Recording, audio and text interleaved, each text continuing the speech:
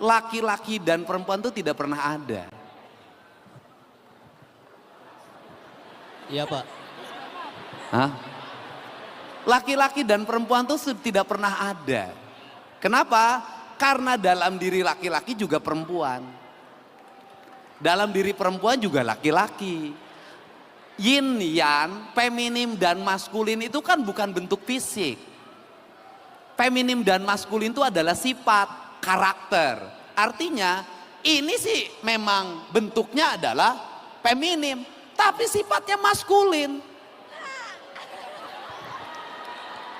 Ini bentuknya maskulin, sifatnya feminim. Nah, karena apa? Karena dalam diri manusia, ini kita makhluk nih, pasti punya dua sifat. Punya sifat feminim, punya sifat maskulin. Dalam pandangan kebudayaan yang saya miliki, sifat feminim itu apa sih? Sifat feminim itu adalah sifat dasar manusia yang ada dalam diri manusia yang disebut dengan hati. Maka hati itu mewakili sifat feminim. Karena hati itu adalah rasa. Karena rasa dia mengabaikan pikiran. Karena mengabaikan pikiran, dia cenderung suci. Dia cenderung murni. Makanya ibu itu kenapa doanya lebih dekat pada Tuhan? Karena ibu itu dalam dirinya lebih terdominasi oleh sifat feminim. Dia tidak mengandalkan pikiran, tapi mengandalkan hati. Pertanyaannya adalah, apakah sesuatu yang mengandalkan hati akan melahirkan kemajuan? Apakah sesuatu yang mengandalkan hati itu akan melahirkan sebuah sistem manajemen yang kuat? Sesuatu yang mengandalkan hati adalah sifat tertinggi dari manusia. Karena apa? Karena dia melahirkan intuisi. Karena dia intuisi maka dia punya kepekaan. Karena dia punya kepekaan maka dia talent yang disebut dengan indera keenam dalam manusia. Dan saya katakan secara ilmiah hari ini, apa yang menjadi keunggulan bangsa Indonesia, suku-suku yang ada di Indonesia, terutama misalnya suku Sunda, misalnya suku Jawa dan suku yang lainnya, dia hidupnya mengandalkan hati. Dari hidup mengandalkan hati itu lahirlah pengelolaan hidup dengan menggunakan hati. Karena pengelolaan hidup menggunakan hati maka cenderung efisien. Saya contoh, banyak ibu-ibu yang tidak sekolah, buta huruf.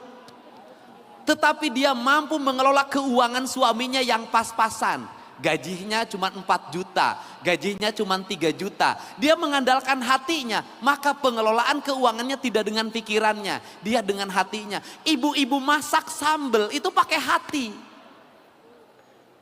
Ibu-ibu tradisional kita yang masakan tradisional itu nggak pakai pikiran, dia pakai hati. Nggak pakai sekian gram gula, sekian gram cabai, sekian gram bawang, enggak, dia ambil berdasarkan perasaannya, dia simpen, dia ambil berdasarkan perasaannya, dia simpen, dia ulek dengan hatinya. Jadilah masakan-masakan tradisi yang unggulan, yang itu menjadi ciri khas kuliner Indonesia, pakai hati.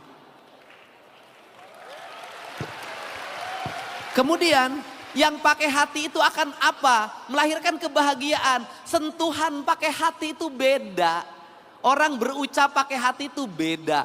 Ini kalian semua berdiri di sini, duduk di sini menjadi mahasiswa, tumbuh karena kalian hidup berdasarkan hati ibumu-nya masing-masing. Ini adalah karya-karya hati. Kalian menjadi manusia itu juga lahir dari hati, dari percintaan, lahir dari perasaan, melahirkan dengan perasaan, menyusui dengan perasaan, memberikan makan dengan perasaan. Jadi apa yang menjadi problem bagi Gen Z hari ini? Banyak mereka yang hidup orang tuanya tidak lagi menggunakan hati dalam pendidikannya.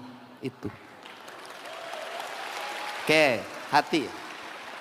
Yang kedua adalah pikiran, itu mewakili kaum maskulin. Pikiran penting. Kenapa? Karena tidak semua sesuatu diukur pakai rasa. Harus ada diukur pakai pikiran. Untuk apa? Memasuki standarisasi. Bagaimana standarisasi? Dita memasuki kelas dunia. Di mana dunia keukurannya harus nyata. Ada timbangannya, ada meterannya. Semuanya harus nyata. Kemudian harus dibuat dalam karya-karya ilmiah. Jurnal-jurnal internasional. Itu. Nah, orang tua kita dulu itu kenapa karya-karyanya tidak mendunia? Karena mereka tidak ditulis. Cerita-cerita tentang rakyat yang ada di Indonesia, kenapa tidak menjadi sesuatu? Karena tidak ditulis, karena tidak ditulis hanya lahir dari pikiran dari hati ke hati, dari mulut ke mulut. Negara lain kenapa mengalami kemajuan kemudian seluruh karyanya harus dibayar karena dia pakai pikiran. Nah, tinggal persoalannya adalah Indonesia hari ini, Jawa Barat hari ini kita harus memasuki dua fase. Kita harus menggabungkan dua-dua. Saya katakan orang Asia, orang Indonesia kekuatannya bukan di membaca. Orang Barat kekuatannya di membaca. Orang Indonesia, orang Jawa Barat, orang Jakarta, ini Jakarta sebagian, ada orang Banten, kekuatannya bukan di membaca kemampuan dirinya, di mendengar dan di melihat. Jadi ada orang yang hebat karena sering mendengarkan, maka teori pendidikan lama itu guru itu bercerita. Teori pendidikan lama guru itu bercerita, guru-guru ngaji itu ngajar di pesantren itu bercerita.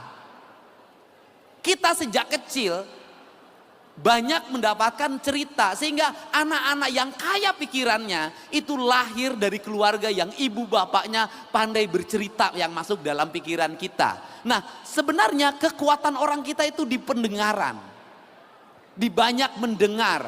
Makanya kita ini perlu menjadi orang yang banyak mendengar. Yang kedua, melihat apa yang dilihat. Nah, kemudian setelah didengar dan dilihat, kemudian apa yang dirasakan. Sehingga otodidak yang lahir menjadi karya kreatif hari ini, itu lahir dari kebiasaan mendengar dan melihat. Dan itu keunggulannya. Sehingga di kita ini banyak ahli elektronik yang tidak sekolah. Dia hanya kebiasaan mendengar dan melihat apa yang dilihat dalam lingkungannya. Dia ahli otomotif, itu berdasarkan pendengaran dan penglihatannya.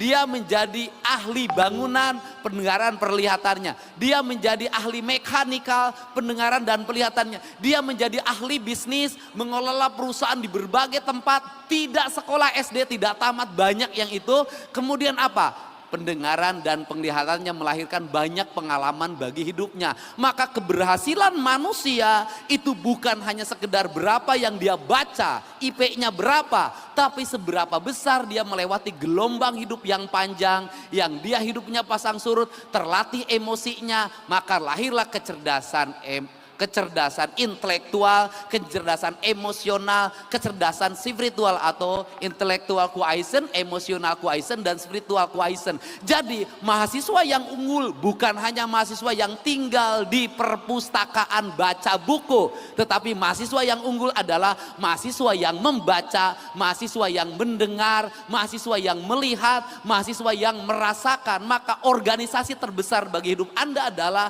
seluruh alam semesta harus Anda lewati dalam perjalanannya. Sehingga ketika tadi bicara persoalan healing, traveling, itu sudah bisa menjadi bagian pengayaan pikiran Anda. Bisa healing gratis, bisa traveling gratis. Dengan cara apa? Penghayatan hidup didapat dari pengalaman hidup. Jadi kalau ingin sukses, perbanyaklah pengalaman. Pengalaman dilahirkan dari mau mencoba. Jadi kalau ingin orang mengerti perasaan perempuan, maka jadilah laki-laki yang sering diputuskan oleh wanitanya.